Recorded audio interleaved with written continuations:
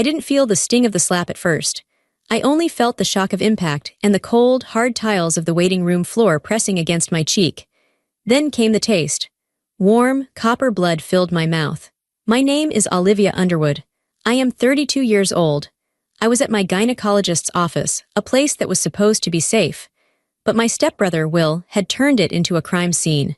He stood over me, his chest heaving, his face twisted into something ugly and red.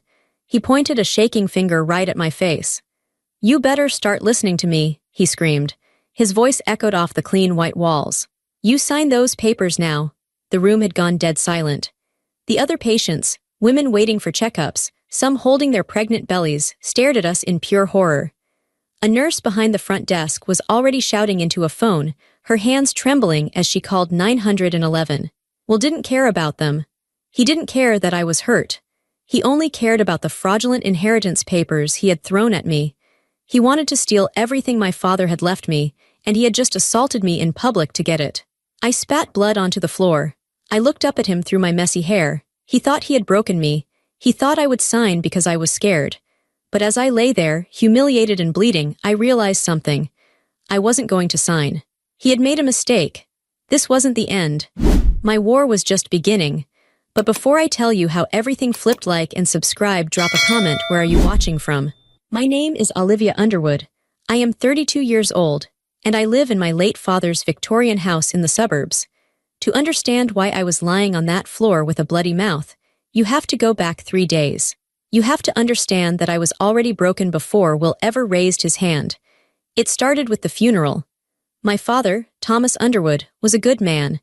He was the kind of man who shook your hand and looked you in the eye. He built his construction company from nothing but a pickup truck and a toolbox. He smelled like sawdust and peppermint. He was my rock. When he died of a sudden heart attack, my world stopped spinning. The funeral was held on a Tuesday. It was raining. It felt like the sky was crying right along with me, but I didn't have any tears left. I just felt numb. I stood by the graveside, wearing a black dress that felt too tight around my stomach. I was 14 weeks pregnant. My husband, well, my ex-husband now, had left months ago. We wanted different things. I wanted a family, he wanted freedom. When I found out I was pregnant after he left, I decided to do it alone. Dad was so happy. He told me, "Liv, that baby is going to be the heir to the Underwood empire. We'll raise him right." Dad never got to meet his grandchild. At the funeral, I stood next to Veronica, my stepmother. She had been married to Dad for 5 years. She was a beautiful woman, in a sharp, cold way. She wore a black veil and a designer dress that probably cost more than my car. She was sobbing loudly, dabbing at dry eyes with a silk handkerchief. "Oh, Thomas," she wailed, leaning against the casket. "Don't leave me." It felt like a performance. I looked at her hands. They weren't shaking. She was gripping her purse tightly, like she was afraid someone would snatch it. My stepbrother, Will, stood on her other side. Will was Veronica's son from her second marriage. He was 35, 3 years older than me. He wore a suit that was too shiny. He kept checking his watch. He looked bored. Every few minutes, he would pull out his phone and type a quick message, shielding the screen with his hand. I wanted to scream at them. I wanted to tell them to show some respect, but I couldn't. I felt a sharp cramp in my lower belly. I gasped and put a hand on my stomach. "You okay, Olivia?" Will asked. He didn't sound concerned. He sounded annoyed. "I'm fine," I whispered. "Just a cramp." But it wasn't just a cramp. It was a twisting, sharp pain that took my breath away. I tried to focus on the priest's words, dust to dust, but the pain got worse. It came in waves. By the time we got into the limousine to go to the wake, I was sweating. I felt dizzy. "Can we stop?" I asked the driver. "I feel sick." Veronica rolled her eyes. "Really, Olivia, today isn't about you. Pull it together." "I think something is wrong," I said. My voice was trembling, then I felt the wetness. I looked down at the car seat. There was blood. Panic seized my chest. "Stop the car," I screamed. "Take me to the hospital." Now Will looked at the blood and wrinkled his nose. "Jesus, Olivia, that's disgusting." They dropped me at the emergency room entrance. They didn't come in. Veronica said they had to get to the wake to host the guests. They left me there, standing on the curb in the rain, clutching my stomach. The next 6 hours were a blur of white lights and cold instruments. The doctors were kind, but their faces were serious. They did an ultrasound. The room was silent. There was no heartbeat. I lost the baby. They had to perform a procedure called a D&C to clear everything out. It was an emergency. I lay on the hospital bed, staring at the ceiling tiles, counting the little dots. 1, 2, 3. I had lost my father on Friday. I lost my baby on Tuesday. I felt hollowed out. Like someone had reached inside me and scooped out everything that made me human. I was just a shell, a grieving, empty shell. I stayed in the hospital overnight. No one came to visit. I called my phone, but the battery was dead. I borrowed a charger from a nurse and checked my messages. Nothing from Veronica, nothing from Will. Just a generic text from Dad's lawyer, Gary, offering condolences for the funeral. I took a taxi home the next day. I didn't go to my apartment. I couldn't bear to be alone there. I went to Dad's house. It was a big, old Victorian house on the hill. It was the only place that still felt like him. I had a key. I let myself in. The house was quiet. The wake was over. The guests were gone. I walked into the kitchen. There were leftover platters of sandwiches on the counter, beginning to curl at the edges. Empty wine bottles were lined up near the trash. Veronica and Will were nowhere to be seen. I walked slowly up the stairs to my old bedroom. I was sore. The stitches from the procedure pulled every time I moved. My heart felt heavy, like a stone in my chest. I lay down on my old twin bed. It still smelled like lavender detergent, just like when I was a kid. I pulled the quilt up to my chin and closed my eyes. I just wanted to sleep. I wanted to sleep for a year. I drifted off into a restless sleep, dreaming of Dad's laugh and a baby's cry. I woke up to the sound of a diesel engine. It was loud, rumbling right outside my window. I blinked, confused. The clock on the bedside table said 10 a.m. I had slept for 14 hours. I sat up, wincing at the pain in my abdomen. I walked to the window and looked out.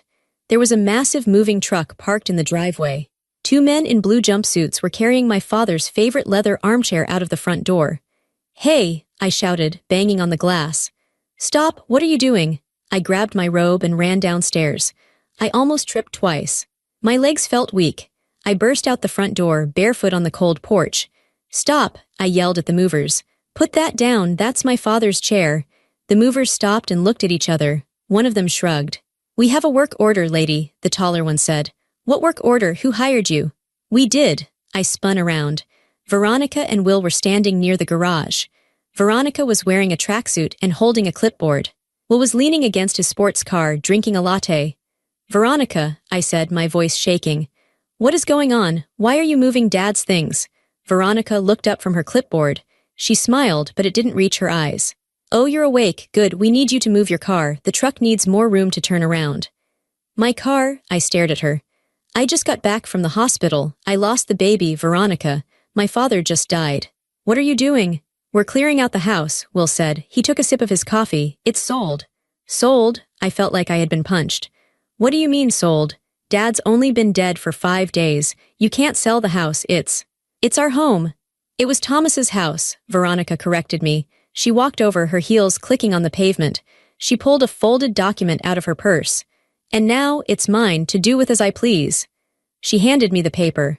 I took it. My hands were trembling so bad the paper rattled.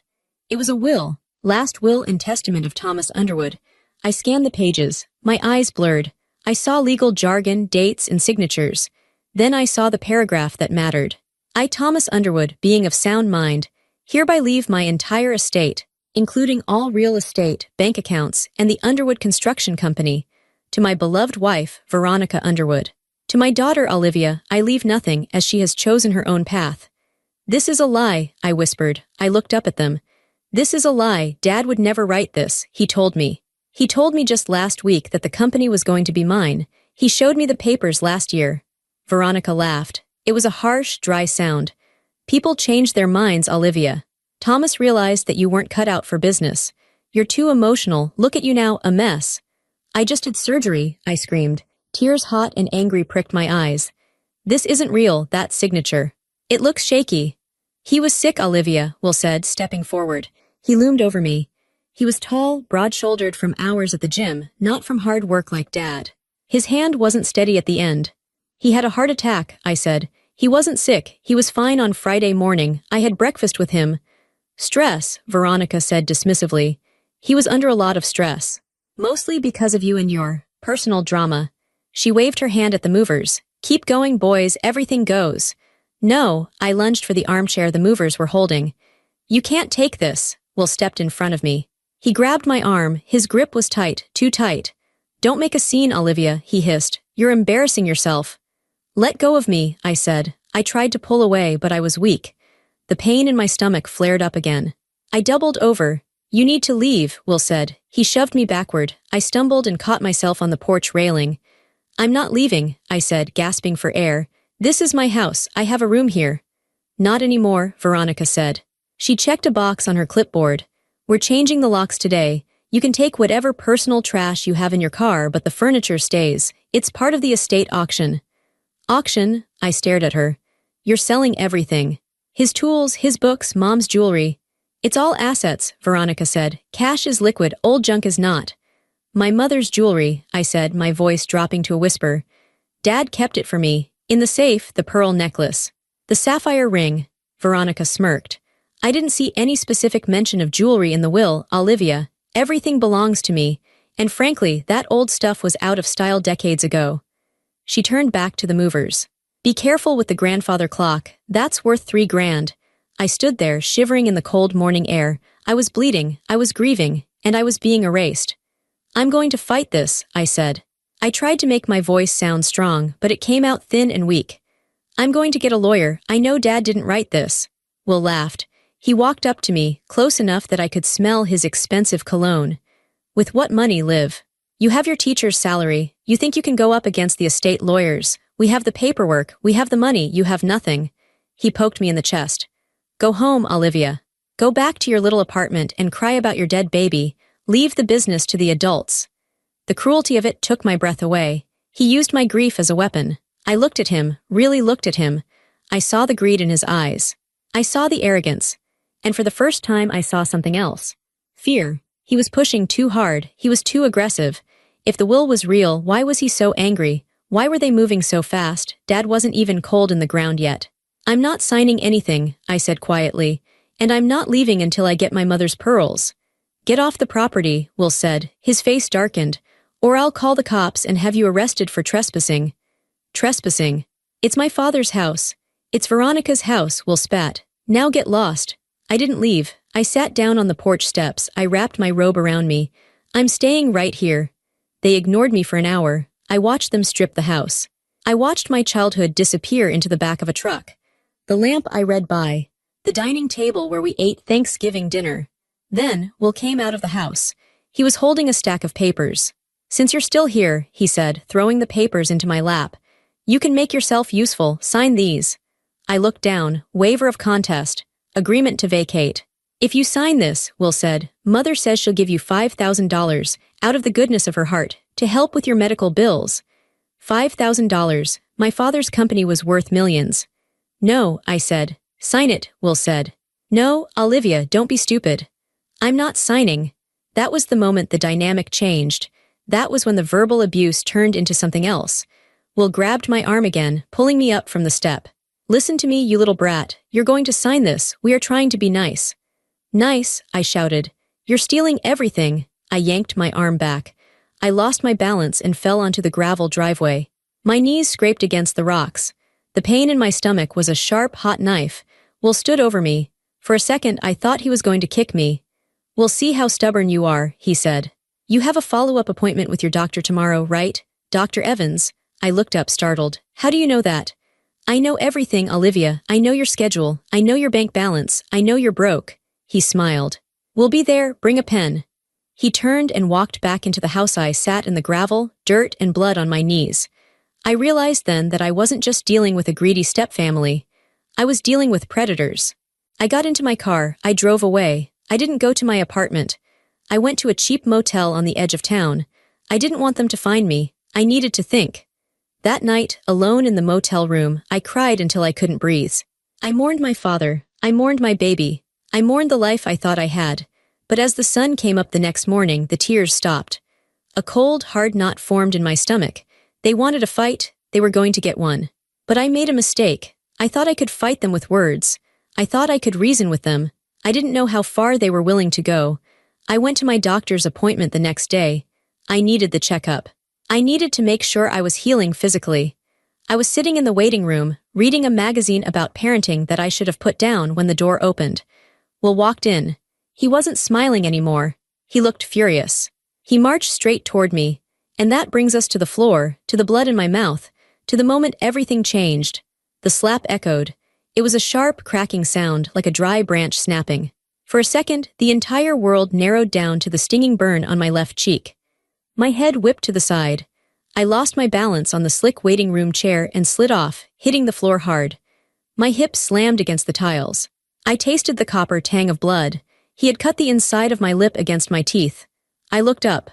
Will was towering over me. His face was red, veins bulging in his neck. He looked like a stranger. This wasn't the annoying stepbrother I had ignored at family holidays. This was a violent man. "You better start listening to me," he screamed. I stared at him, stunned. He had actually hit me, in public, in a doctor's office. "You think you can hide?" he shouted, pointing a finger at my face. "You think you can dodge us? Sign the damn papers, Olivia." The shock began to fade, replaced by a low, trembling rage. I wiped my mouth with the back of my hand. It came away red. "Call the police," I yelled. My voice sounded raw. "Someone call the police." The receptionist was already on the phone, her eyes wide with terror. "Sir, you need to step back. I'm calling 911 right now." Will looked around, seeming to realize where he was for the first time. He saw the pregnant woman in the corner clutching her husband's arm.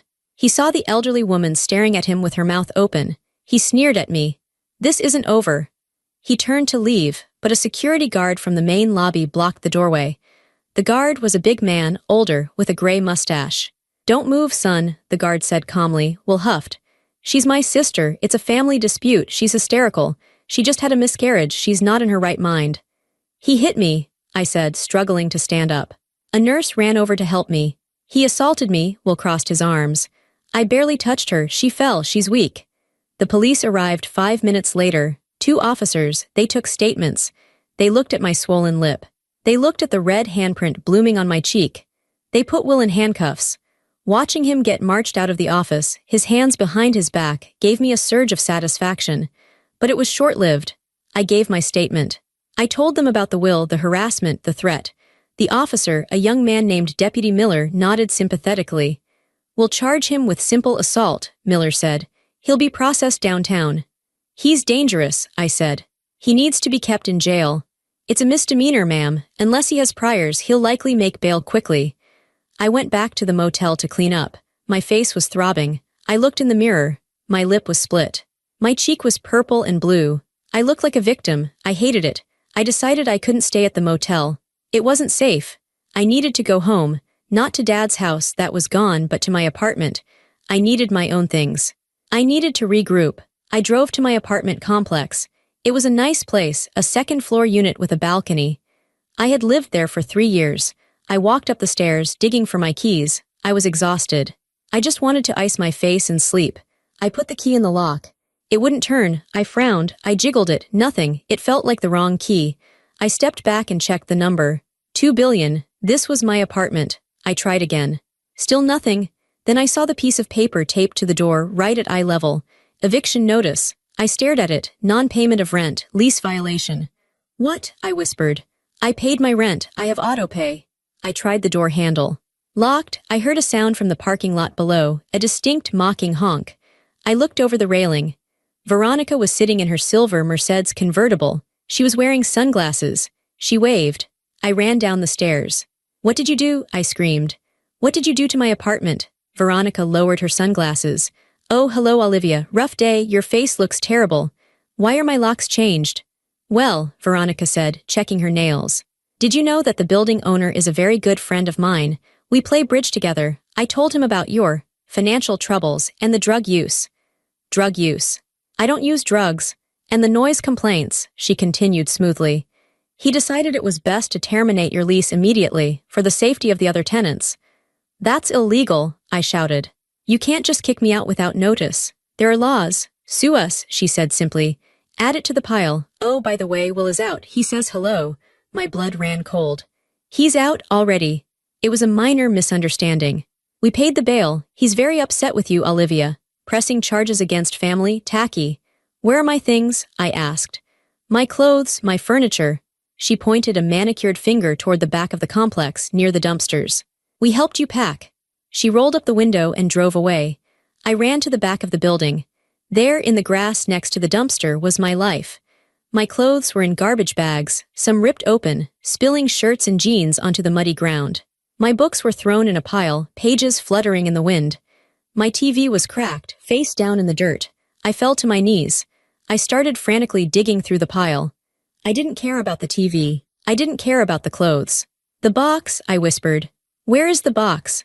I was looking for a small wooden jewelry box. It had been my mother's. Dad had given it to me when I moved out. It wasn't the expensive stuff. Veronica had that locked in the safe at the big house, but it held the sentimental things. My mother's locket with her picture, a pair of silver earrings she wore every day, my hospital bracelet from when I was born. I tore open a black trash bag. Kitchen utensils clattered out. I opened another, towels, then I saw it. It was lying near the curb. The wood was splintered. The lid had been smashed in, probably by a boot. I crawled over to it. I opened the broken lid. Empty. I looked around the grass. I saw something glinting in the mud. Pearl beads. They had taken my mother's faux pearl necklace. A necklace that was worth maybe $20, but meant the world to me, and they had snapped it. The white beads were scattered across the dirty grass and the asphalt of the parking lot. I picked one up. It was muddy. I picked up another. They hadn't just evicted me. They hadn't just stolen my inheritance. They were trying to erase me. They wanted to destroy every memory, every comfort, every safe place I had. They wanted me to break. They wanted me to crawl to them and sign the papers just to make it stop. I sat there in the mud, holding the broken pearls, tears streaming down my bruised face. I felt small. I felt helpless. But then I remembered Dad. I remembered him on a job site years ago. A foreman had tried to cut corners using cheap concrete. Dad had fired him on the spot. "Olivia," he had told me, "integrity is expensive, but it's the only thing worth paying for. And when someone tries to cheat you, you don't back down, you dig in." I looked at the pearls in my hand. "You dig in." I stood up. I wiped my face. I put the few pearls I could find into my pocket. I grabbed one bag of clothes. I left the rest. I didn't need the TV. I didn't need the furniture. I needed allies. I couldn't go to my friends. They were all young professionals who wouldn't know how to handle this. I needed someone who knew Dad. Someone who knew the company. Someone who knew where the skeletons were buried. I got in my car. I put the address into my GPS. Margie Simpson. She had been Dad's accountant for 40 years. She retired last year. She was 73 years old, 5 feet tall, and tough as old leather. She was the only person Veronica had never been able to charm. I drove out of the city, toward the suburbs. It was getting dark. My face hurt, my heart hurt, but my hands were steady on the wheel. I wasn't going to run anymore. I was going to war. Margie lived in a small, tidy bungalow with a garden full of gnomes. It was a peaceful house, completely at odds with the chaos of my life. I knocked on the door. It was 8 p.m. The porch light flicked on. The door opened a crack held by a chain. One suspicious blue eye peered out. "Who is it?" "Margie." "It's me, Olivia."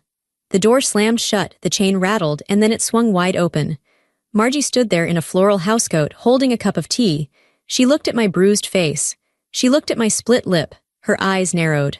She didn't gasp, she didn't scream. She just stepped back and opened the door wider. "Get in here," she said. Her voice was like gravel. "And tell me which one of them did it." I walked in. The house smelled like cinnamon and old paper. It was warm. For the first time in days, my shoulders dropped. I sat at her kitchen table while she made me a cup of sweet tea and put a bag of frozen peas on my cheek. "It was Will," I said. "At the doctor's office." "That boy has always been garbage," Margie muttered. She slammed a mug onto the table. "And Veronica is the dumpster he crawled out of." I told her everything. The funeral, the miscarriage, the fake will, the eviction. The pearls. Margie listened without interrupting. She sat across from me, her hands wrapped around her own mug. Her knuckles were arthritic, but her eyes were sharp. When I told her about the will leaving everything to Veronica, she snorted. "Bull," she said. "Total bull. They have a document, Margie. It looks real." "I don't care if the Pope signed it," Margie said. "Thomas Underwood would sooner burn his company to the ground than leave it to that woman. He knew what she was. He married her," I pointed out. "He was lonely," Margie said, "and she's good at pretending, but in the last year he was waking up. He called me 2 weeks before he died." I sat up straighter. "He did?" "Yes. He asked me about the accounts. He said money was leaking. He couldn't figure out where. He asked me if I still had my old admin codes for the server." Did you? Margie smiled. It was a wicked little smile. Olivia, I built that accounting system in 1998. I have a backdoor key that God himself couldn't block. She stood up. Come to the den. We went into her small home office. It was cluttered with stacks of paper. She sat down at a desktop computer that looked 10 years old. She cracked her knuckles. Let's see what they've been up to, she typed furiously, the screen filled with spreadsheets and numbers. Okay, she muttered. I'm in the server. Let's look at the withdrawals. We spent the next 4 hours staring at the screen. My headache faded, replaced by adrenaline. Look at this, Margie said, pointing a crooked finger at a line item. Vendor, VW Consulting. $5,000 a month for retainer fees. Who is VW Consulting? I checked the tax ID, Margie said, clicking another window. It's registered to a P.O. box in Nevada. The owner is listed as William V. Pierce, Will, I said. His middle name is Vincent. He's been paying himself a consulting fee for 3 years, Margie said. But look here, 6 months ago the amount jumped. 50,000. Then 100,000 last month. That's embezzlement, I said. That's theft, Margie corrected. And Thomas found it. Look at the date of this email draft. She opened a folder labeled Drafts in my father's email account. To Gary Garrison, attorney subject. Urgent changes date, 2 days before he died. Gary, I need to see you Monday. I found something rotting in the books. I'm writing a new will. I'm cutting them off. I think I'm in danger. I read the words and a chill went down my spine. I think I'm in danger. He knew, I whispered. He knew they were stealing, and he was going to cut them out. And then he had a sudden heart attack 2 days later, Margie said. Her face was grim. You think they killed him. The words felt heavy in my mouth. Murder, it was one thing to be greedy, it was another to be a killer. I think, Margie said, that 3 husbands of Veronica's have died of heart failure. Thomas was number 4. I felt sick. We need to go to the police. With what? Margie asked. An email draft, a spreadsheet. They'll say it's circumstantial. They'll say you're a disgruntled daughter. We need proof. Hard proof? Where do we get it? The safe, Margie said. Thomas had a safe in the house, not the wall safe in the master bedroom that Veronica uses, the real safe. I didn't know he had a real safe. He installed it 5 years ago, behind the water heater in the basement. He told me the combination in case anything happened. He said, Margie, if I die sudden, you check the box. We have to get back into the house, I said. But they changed the locks, Margie said. I thought about the old Victorian house. I thought about the summers I spent there as a teenager, sneaking out to meet friends. I know a way in, I said. There's a coal chute window in the basement. The latch has been broken since 2005. Dad never fixed it because he thought it was too small for anyone to squeeze through. Margie looked at me. You're not a teenager anymore, Liv. And you just had surgery. I'll fit, I said. I have to. We made a plan. We would go the next night. Margie would drive the getaway car. I would break in. It was crazy. It was dangerous. But looking at the numbers on that screen, seeing how they had robbed my father blind while he was still alive, I felt a cold resolve. I wasn't just fighting for money anymore. I was fighting for justice. I stayed with Margie that night. I slept on her pull-out couch. I felt safer than I had in days, but I still slept with one eye open. Around 3 a.m. I woke up. There was a noise, a scratching sound, like metal on glass. I sat up, my heart hammering against my ribs. The house was dark, scratch, scratch. It was coming from the living room window. I crept off the couch, my bare feet silent on the carpet. I moved toward the window, staying low. I peeked through the blinds. A shadow was moving on the front porch, a tall, dark figure. They were holding something. A can, hiss, the sound of spray paint. Then the figure stopped. They turned and looked right at the window. They couldn't see me in the dark, but I felt their gaze. I froze. The figure turned and ran, disappearing into the night. A car engine roared to life down the street and screeched away. I turned on the porch light and opened the front door. Margie came stumbling out of her bedroom in her nightgown, holding a heavy brass candlestick. What? Who is it? Look, I pointed at the front of her house. Across the white siding in bright red spray paint were the words, "Stop digging or next time we come in." Margie stared at the words. She didn't shake. She didn't cry. Her jaw tightened. Well, she said. That settles it. Settles what? I asked, my voice trembling. Margie, they know I'm here. They know we're looking. This is dangerous. I can't put you in danger. Margie looked at me. She raised the candlestick. Olivia, I'm 73 years old. I've survived cancer, a divorce, and 40 tax seasons. Some punk with a spray can doesn't scare me, it makes me mad. She poked me in the shoulder. They're scared, that's what this means. If they were safe, they'd ignore us, they're panicking. They threatened to come in next time, I said. Let them try, Margie said. I have a shotgun under my bed and I know how to use it. We didn't sleep the rest of the night. We sat in the kitchen drinking coffee, watching the sun come up over the red letters on the wall. At 8 a.m. the doorbell rang, I jumped. Margie grabbed the candlestick again. She looked through the peephole. It's him. Will, open it, she said. She opened the door. Will stood there. He was wearing a fresh suit, looking clean and polished. He held a bouquet of flowers. He looked at the spray paint on the wall and feigned surprise. Oh my God, Margie, what happened here? Vandalism. Cut the crap, Will, Margie said. She didn't step back, she blocked the doorway. I came to see Olivia, Will said, trying to look over her head. I heard she was staying here. I wanted to apologize for the misunderstanding at the doctor's office. Mother and I are worried about her mental state. She's fine, Margie said. She's better than fine. I'd like to speak to her, Will said, taking a step forward. No, I said. I stepped out from behind Margie. Will's eyes landed on me. He smiled. It was a shark's smile. Liv, look at you. You look tired. Come home. We can work this out. We can discuss the settlement. He emphasized the word settlement while his eyes flicked to the spray paint. I'm not coming with you, I said, and I'm not signing. Olivia, Will said, his voice dropping to a low, menacing tone. You're making this hard. You're dragging poor Margie into your mess. You don't want anything to happen to her, do you? Accidents happen. Old ladies fall downstairs. Houses catch fire. Margie laughed. It was a loud, barking sound. Listen here, you cheap suit, Margie said. She stepped onto the porch and poked Will hard in the chest with the candlestick. You threaten me again, and I will audit your life so hard your ancestors will feel it. Now get off my property before I call the cops and show them your artwork. She pointed to the red paint. Will glared at her. His mask slipped. He looked like a petulant child. You're making a mistake, he said. Both of you. He threw the flowers on the ground and stomped back to his car. I watched him go. My hands were shaking, but not from fear anymore. From rage. He's desperate, Margie said. He came here to check if we were scared. He wanted to see if the threat worked. Did it work? I asked. No, Margie said. It just confirmed we're on the right track. She looked at me.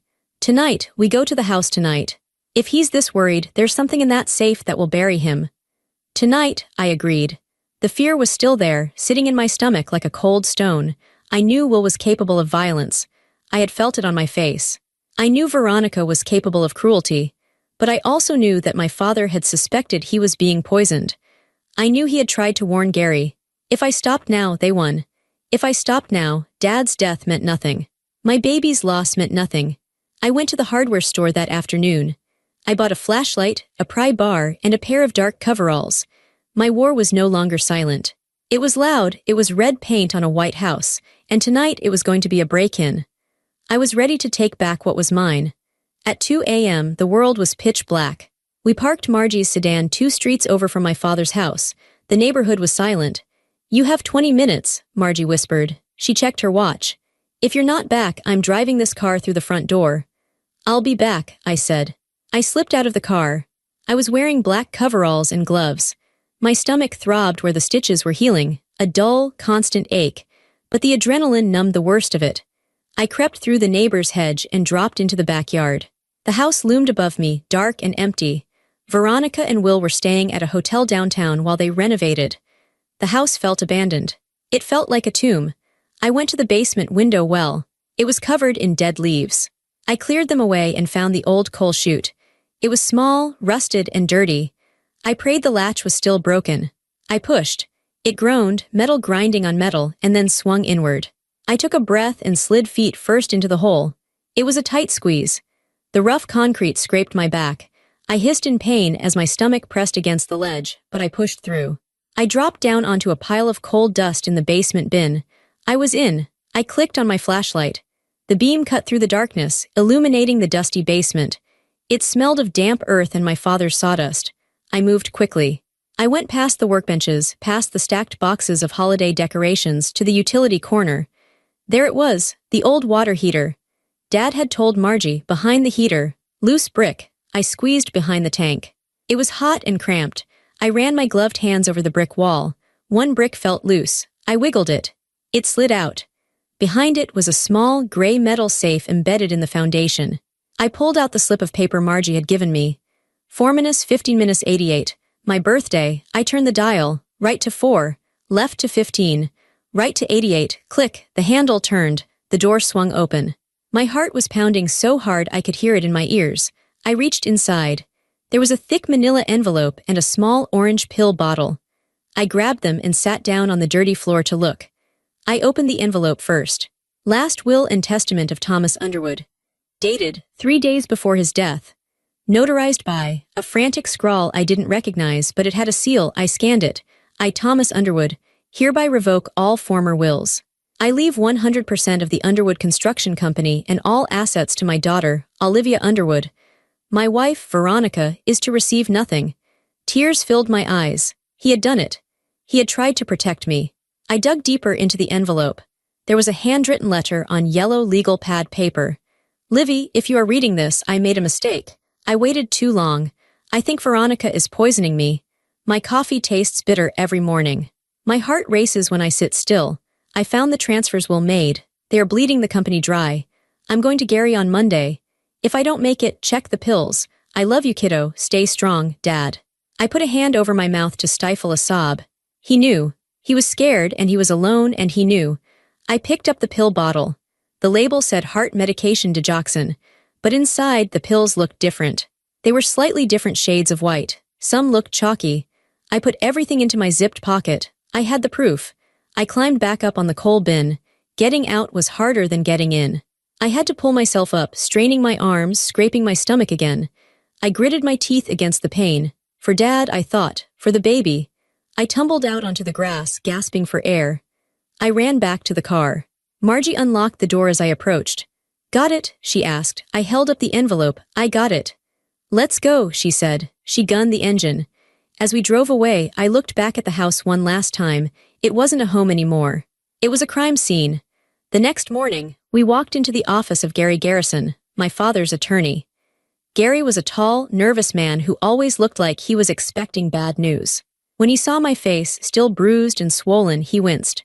Olivia, he said, I heard about the altercation with Will. I'm so sorry. Forget my face, Gary, I said. I threw the envelope on his mahogany desk. Read this? He opened the envelope. He read the will. He read the letter. His face went pale. He took off his glasses and rubbed his eyes. Thomas called me, Gary whispered. He left a voicemail on Sunday night. He said he needed to update his file. I didn't call him back until Monday morning. By then, he was gone. They killed him, Gary, I said. My voice was steady. And we're going to prove it. Gary looked at the pill bottle. This is serious. This is capital murder territory. We need the police.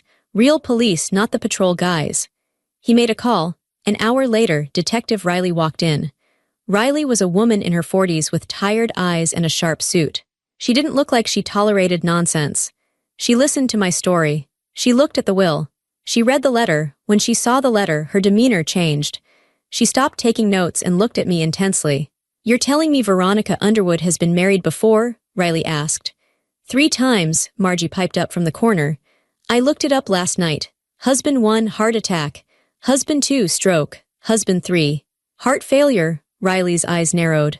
And now Thomas, heart attack. She picked up the pill bottle with a gloved hand. I'm taking this to the lab immediately. If these pills are tampered with, we have cause for an exhumation. Exhumation? I shuddered. The thought of them digging up Dad. To prove poison, Riley said gently. It's the only way to be sure. We waited 3 days for the lab results. Those 3 days were agony. I stayed at Margie's, sleeping in shifts.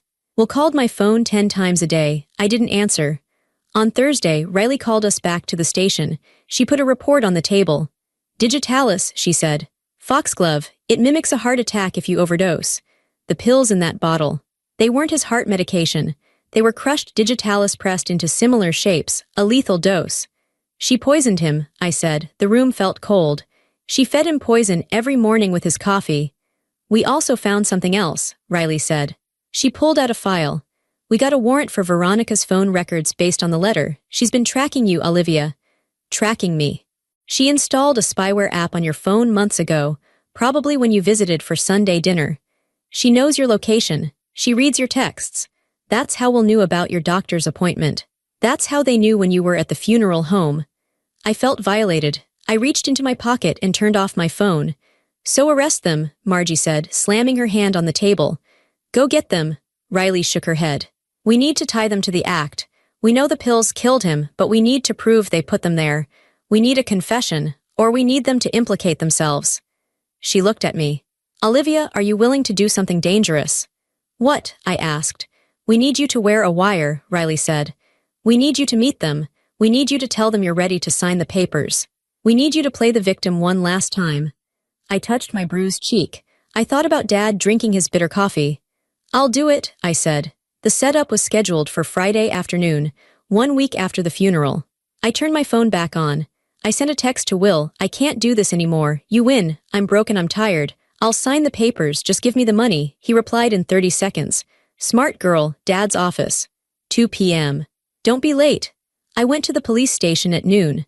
A female officer taped a small microphone to my chest, right under my bra strap. The wire ran down my side to a tiny transmitter taped to my lower back. It's sensitive, Riley told me. You don't need to shout, just get them talking. Get them to admit the will is fake. Get them to mention the pills if you can. What if they search me? I asked. If they touch you, Riley said, we come in. We'll be in the van outside. We'll have eyes on the building. You say the code phrase if you're in trouble. What's the code phrase? I wish Dad were here. I nodded. I wish Dad were here. I drove to the construction company headquarters. It was a modern glass building Dad was so proud of. I parked in my usual spot. I walked into the lobby. The receptionist, a sweet girl named Sarah who had known me for years, looked at me with pity. I'm so sorry about your dad, Olivia, she whispered. Thanks, Sarah, I said. Is Will upstairs? They're in the main conference room. I took the elevator up. My hands were shaking. I put them in my pockets to hide it. I had to look broken. I had to look defeated. I walked down the hallway. The photos of Dad on the walls seemed to watch me. Integrity is expensive, he had said. Today I was paying the price. I pushed open the heavy glass doors of the conference room. Will was sitting at the head of the table, Dad's chair. He had his feet up on the mahogany surface. Veronica was standing by the window, looking out at the city skyline. Well, Will said, smirking. Look who finally crawled out of her hole. I'm here, I said, keeping my voice low. I slumped my shoulders. Just give me the papers. Have a seat, sweetie, Veronica said. She didn't turn around. We have a lot to sign. I sat down. On the table was a stack of documents. Transfer of assets, waiver of rights, non-disclosure agreement. This says I can't talk about the company, I said, reading the NDA. Standard, Will said. We don't want you bad-mouthing the new management. We're selling the company, Olivia. Liquidating. We have a buyer in China. You're selling it? I asked, letting shock bleed into my voice. But, Dad built this, the employees. The pension fund. The employees are being let go, Will said casually. The pension fund is, well, let's just say it's part of the package. We're cashing out. By Monday, we'll be on a beach in Mallorca. You can't do that, I said. It's stealing. It's business, Will said. He slid a pen across the table. Sign. What about the will? I asked. The one you showed me, it was fake, wasn't it? Dad didn't sign that. Will laughed. He looked at Veronica. She's still on that. Veronica turned around. Her face was cold. Does it matter, Olivia? Thomas is dead. The result is the same. He suspected you, I said softly. He told me he thought he was being poisoned. The room went dead silent. Will took his feet off the table. He leaned forward. What did you say? He wrote me a letter, I lied. He said the coffee tasted bitter. Veronica walked over to the table. She placed her hands on the wood and leaned in close to my face. You have a vivid imagination, Olivia, just like your mother, and look where she ended up, dead and forgotten. Did you kill him? I asked. Did you switch his pills? Veronica smiled. It was the most terrifying thing I had ever seen. Thomas was a weak old man, she whispered. He had outlived his usefulness, and he was going to cut us off. We did what we had to do, just like we're doing with you. So you admit it, I said. I admit nothing, Veronica said, straightening up. But who would believe you, the grieving, hysterical daughter who just lost a baby? You're pathetic. Sign the papers, Olivia, Will growled. Or maybe you'll have another accident like at the doctor's office. Maybe this time you won't wake up. I looked at the pen. I looked at Will. I looked at Veronica. I had it. I had the threat. I had the admission of motive. I sat up straight. I stopped slumping. I looked Will directly in the eyes. I'm not signing, I said. My voice was clear and strong. What? Will stood up. I said I'm not signing. And I'm not alone. I reached into my pocket and pulled out the orange pill bottle. I set it on the table. I found the safe, Will, I found the real Will, and I found the digitalis. Will's face went white. Veronica gasped. You little bitch, Will roared. He lunged across the table. He grabbed my throat. His hands were huge and hot. He squeezed. I wish Dad were here, I screamed, choking. The glass doors exploded inward. Federal agents, drop it. Get on the ground. Men in body armor poured into the room. Rifles were raised. Will froze. His hands were still around my neck. Let her go, now, Riley screamed, aiming her weapon at Will's head. Will let go. He stumbled back, holding his hands up. She attacked me, she's crazy. I fell back into the chair, coughing, gasping for air. 2 agents tackled Will to the ground. He hit the floor hard. Get off me. Do you know who I am? Veronica tried to run. She bolted for the side door. Don't move, Riley shouted. Veronica stopped. She turned, her face a mask of pure hatred. I want my lawyer, this is a setup. That girl planted evidence. Riley walked up to Veronica and slapped the handcuffs on her wrists.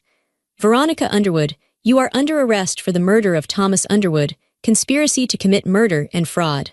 You have the right to remain silent. Murder, Veronica shrieked. You have no proof. We have the pills, Riley said calmly. We have the forged will. We have the wire recording of you admitting he was going to cut you off. And we have the exhumation order.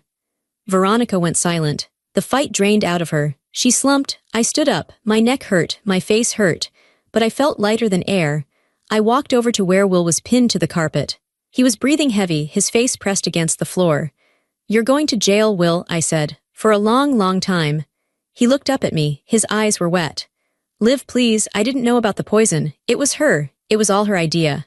I just wanted the money. You watched him die, I said. And you slapped me while I was bleeding. You're a coward. They dragged them out. I watched from the window as they were shoved into the back of police cruisers. The lights flashed red and blue against the gray city buildings. Employees were gathering in the hallway, whispering, looking scared. I opened the conference room door. It's okay, I told them. They're gone. The company is safe. Gary Garrison came running down the hall. He looked at me, then at the empty chairs. Did we get them? We got them, I said. I collapsed into a chair. The adrenaline crashed. I started to shake. I put my head in my hands and cried. Not from grief this time, from relief. Margie came in a few minutes later. She walked over and put a hand on my shoulder. You did good, kid, she said. Your dad would be proud. I miss him, Margie, I sobbed. I miss him so much. I know, she said, but you saved his legacy. You saved everything. The trial took a year. It was a circus. The media loved the story. The Black Widow and the evil stepbrother, I testified. I sat on the stand and told the jury everything. I looked Veronica in the eye. She stared back, cold and unrepentant. The evidence was overwhelming. The pills matched the toxicity in Dad's body. The handwriting expert proved the will was a forgery created by Will. The forensic accountant, Margie, walked the jury through every stolen dollar. The verdict came back in 4 hours. Guilty on all counts. Veronica was sentenced to life in prison without parole. Will got 25 years for conspiracy, fraud, and assault. When the gavel banged down, I didn't cheer. I just closed my eyes and let out a breath I felt like I had been holding for 12 months. It was over. I took over the company. It wasn't easy. Will had done a lot of damage. But with Margie coming out of retirement to help me manage the books, and Gary handling the legal side, we rebuilt. We rehired the people Will had fired. We restored the pension fund. I moved back into Dad's house. I renovated it. I painted over the gray walls with warm colors. I turned the basement, where I had crawled through the coal chute, into a wine cellar, but I kept the safe as a reminder. One afternoon, about 2 years later, I was at the grocery store. I reached for a box of cereal and bumped hands with a man. Oh, excuse me, he said. He had kind eyes and a gentle smile. I recognized him. Dr. Brooks, he looked surprised. Olivia. From the ER, he was the doctor who had treated me the night I lost the baby, the one who had been kind when my family left me. Nathan, he said, please call me Nathan. We went for coffee, then dinner. He was quiet, steady, and honest. He didn't care about my money or my company. He cared about me. We got married in the garden of Dad's house. Margie was my maid of honor. She wore a bright pink dress and smoked a cigar at the reception. And then the miracle happened. I was 35. We had been trying for a while. When I saw the 2 pink lines on the stick, I burst into tears. I was terrified. But this time it was different. This time I had a partner. I had peace. 9 months later, I gave birth to a healthy baby boy. We named him Thomas.